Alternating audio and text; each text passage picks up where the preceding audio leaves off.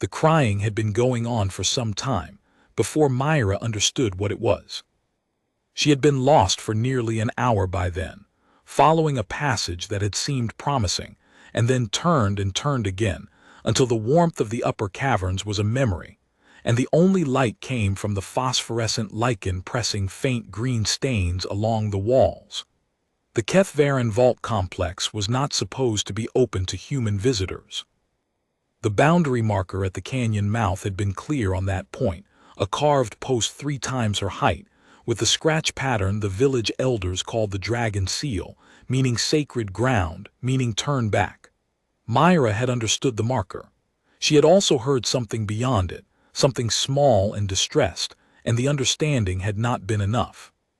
The sound came again, lower this time, not a bird, not a cave creature, something with breath in it, something that stopped and started the way a child stops and starts when it has been crying long enough to exhaust itself. She moved toward it. The passage opened into a chamber she had not expected, a wide circular space, the ceiling lost in dark above her, the floor strewn with smooth pale stones the size of her fist. Light fell in 3 shafts from fissures overhead, each shaft thick with drifting motes, tilted at angles that told her the sun was still high. Late morning. She had time, not much but some. In the far corner of the chamber, pressed against the wall where 2 stone faces met, was the smallest dragon she had ever seen.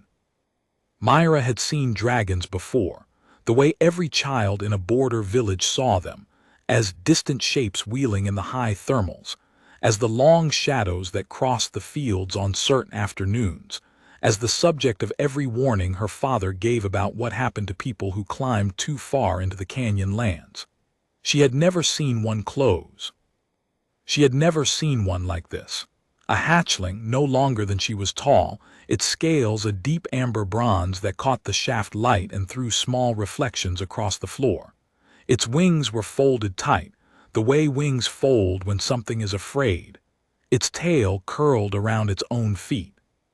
Its head was lowered, and the sound it made was a thin, cycling hum, the kind a creature makes when it wants to be heard by a specific person, and has not yet given up on that person coming.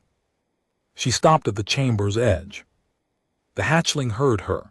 Its head came up fast, neck pulling back, and for one moment the amber eyes found her and the sound stopped entirely. Mira held still. She had learned young that stillness was the right answer to most startled things. Her hands were open at her sides. She did not move toward it. "I'm not going to hurt you," she said. Her voice came back from the walls with a small echo. "I'm lost too." The hatchling watched her for a long moment. Then it made a different sound, a short, querying note like a question with no translation. The wings did not open. The tail did not uncurl. But the neck stretched a fraction toward her, and the eyes moved across her face with a focus that felt deliberate. She sat down on the floor of the chamber. Not slowly, not performing calm, just sat, the way she sat when she was working with her mother in the herb garden and had nowhere to be in a hurry. The hatchling watched her sit. It tilted its head. Mira looked up at the shafts of light. She had been marking them in the upper passages, the way her mother had taught her to mark sun angles when foraging, a trick for knowing direction without landmarks. The 3 shafts fell from the northeast, northwest, and a third that came in almost vertical. The vertical one meant directly above. If the canyon mouth was west of the vault's main entrance, and she had turned south twice and east once. She looked at the passage she had come from, then at 2 other passages she could see on the far side of the chamber. The hatchling made a sound. She looked at it. It had shifted away from the wall. Not much, perhaps the length of its own tail, but it was facing her now instead of facing the corner. "Are you lost?" she asked. She knew she was projecting. The hatchling was an animal, not a village child, and it could not understand her. But it tilted its head again at the sound of the question, and she decided that the projection was harmless. She looked back at the passages. The rightmost one, she could feel the air moving from it, a slow push of warmth. Warmth meant up. Up meant light. She had come down, going up should take her back. "I think it's that one," she told the hatchling. "The warm one." She stood. The hatchling flinched backward, pressing against the wall again. She paused, registered the reaction, and sat back down. "All right," she said, "not yet." She waited. The shafts of light moved very slowly, the way light always moves through a long morning, and she watched them and thought about her mother, who would be finding the empty workbench by now, and her father, who would be at the canyon boundary with his hands on the marker, not crossing it. He would not cross it. He had never crossed it. And she had, and she was here, and the hatchling in the corner was looking at her with those amber eyes, and had not run or flown or done any of the things that small, frightened creatures usually did eventually. After a while, the hatchling moved again. This time it came 3 steps toward her, slow, deliberate, weight shifting forward on each stride the way a creature tests uncertain ground. It stopped just beyond arm's reach. It sniffed the air in her direction, and its nostril slits flared once, twice, read something in her that Mira could not name. Then it sat. Not the pressed flat posture of the corner. It sat the way a large cat sits, weight settled, tail wrapped, head level, watching her with an expression that, if it had been on a child's face, she would have called watchful patience. "There," she said. She did not know why she said it. It felt like the right word. She pointed at the warm passage. "I have to go that way. You should come." The hatchling did not move. Mira stood again. This time she did it slowly, tracking the hatchling's reaction, a tension across the neck, the wings pressing tighter but no retreat. She took 1 step toward the warm passage, stopped, looked back. The hatchling was watching her. She took another step, stopped again. The hatchling stood. She walked to the passage mouth and did not look back a 3rd time. She entered it. Behind her, after a pause that lasted exactly as long as a small creature needs to decide something important, she heard 4 footsteps on stone. The passage climbed. The warmth increased. The lichen thinned and then vanished, and the darkness gave way to a gray that became cream, that became the first hint of actual light pressing through gaps above. Mira kept her pace even and did not run, though she could feel the pull of the light the way you feel the pull of a window after a long time in a closed room. The hatchling followed. She could hear it 4-footed on the stone, the dry whisper of wing membranes against the passage wall when the corridor narrowed, a breath pushed out when the path tilted steeply and required effort. It was young. She was young. They were both tired and had both been underground too long, and there was nothing complicated about any of that. She heard it stumble once, on a section where the floor had shifted and cracked and one edge was higher than the other. She stopped without thinking and turned. The hatchling had caught itself. One foreleg braced against the low side of the crack, but the amber eyes were on her with a focus that was not panic but something just the other side of it. She put her hand out, palm up, low, the way she offered a hand to any uncertain animal, and waited. The hatchling looked at her hand. It looked at her face.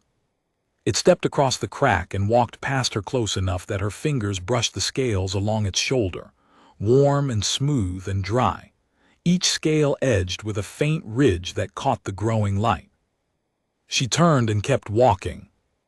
The passage opened suddenly, the way tight passages always open suddenly into something vast, onto a ledge above the main vault floor, and the light that came down through the ceiling fissures here was not thread-thin but broad and deep, the color of mid-morning over pale stone.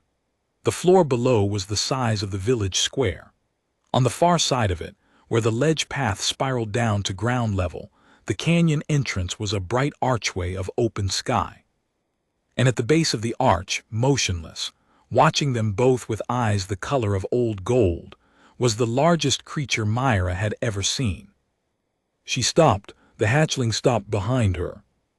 The dragon at the arch was ancient in the way certain mountains are ancient, not a matter of years you could count but a quality of existence, something present in the texture of the scales and the stillness of the body, and the way the gold eyes moved across the scene with a patience that had no end. It was bronze gold, deep-toned, the scales along its jaw and neck weathered to a darker umber. Its wingspan, folded, still extended past the arch on both sides. When it exhaled, the stone floor shimmered with warmth. Mira did not move. The ancient dragon looked at the hatchling for a long time. Then it looked at Mira.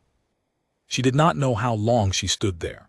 Long enough for the hatchling behind her to make a sound, not the crying sound from the chamber. Something different, a rolling low note that she felt in her chest before she heard it, and the ancient dragon's eyes shifted toward the hatchling with an expression she had no word for. The great head lowered very slowly until it rested near the ground in a posture that even Mira could read. Not a threat, the opposite. The hatchling ran, not away toward it. Across the vault floor, gaining speed, its gait still slightly clumsy with youth, and when it reached the ancient dragon it tucked itself against the great chest with the ease of something that belonged there, the amber scales swallowed by the bronze-gold mass, and the huge foreleg curved around it without hurry. Mira stood on the ledge and let out the breath she had been holding for some time. The ancient dragon looked at her again. When it spoke, the sound came through the stone and the air at the same time, and the words were in the border village tongue, each syllable careful and exactly formed, the way someone speaks a language they learned very long ago and have not used since. "You came in through the passage that leads to the lower chambers," it said. "She has been missing since yesterday's first light." Mira opened her mouth and then did not know what to say to that. "You sat with her," the ancient dragon said. "It was not a question." "She was crying," Mira said. The gold eyes held still on her. "She was frightened," it said. "She would not follow sound, she would not follow scent, she followed you." Mira looked at the hatchling, tucked beneath the massive foreleg with her eyes half closed and her tail finally uncurled, loose against the warm stone. "She came on her own," Mira said. "I just showed her the way." The ancient dragon was quiet for a moment. The ledge, the vault, the broad shafts of mid-morning light were all quiet with it. "Her name is Soveth," it said at last. "She is the daughter of the third clutch of this vault. Her line is very old." The great head tilted, a motion that on this scale moved air the way a slow door moves air. "Go home now, child. The marker at the canyon mouth has meaning and you understand that, but come again in the turning of the next season if you choose. You will not be unwelcome." Mira came down off the ledge path slowly because her knees were shaking a little and she did not want to fall. She crossed the vault floor without running. She walked past the ancient dragon and through the arch and out into the full force of the midday canyon, the sky wide and blue and solid above her. She looked back once. The gold eyes found her through the arch. Soveth had lifted her head. The amber eyes were open and direct, and when Mira met them the hatchling made the same rolling low note as before, briefer now, the way a creature signals recognition, and tucked her head back down. Mira turned and walked home. She thought the whole long way back down the canyon road, about the marker at the canyon mouth and what it had meant, and what it meant now. She had no word for what had changed. But when she reached the boundary post and her father was there, pale-faced, hands on the carved wood, and he looked at her face and started to speak, she shook her head before he could begin. "I know," she said. "I know, I'll explain it." He searched her expression, and whatever he found there made him go quiet. He put his hand on her shoulder. They walked home together in the late morning sun without speaking, and Mira carried with her the warmth that still lived in her palm from the brush of bronze-gold scales, and the sound of a name spoken in her own tongue by something that had kept it for a very long time.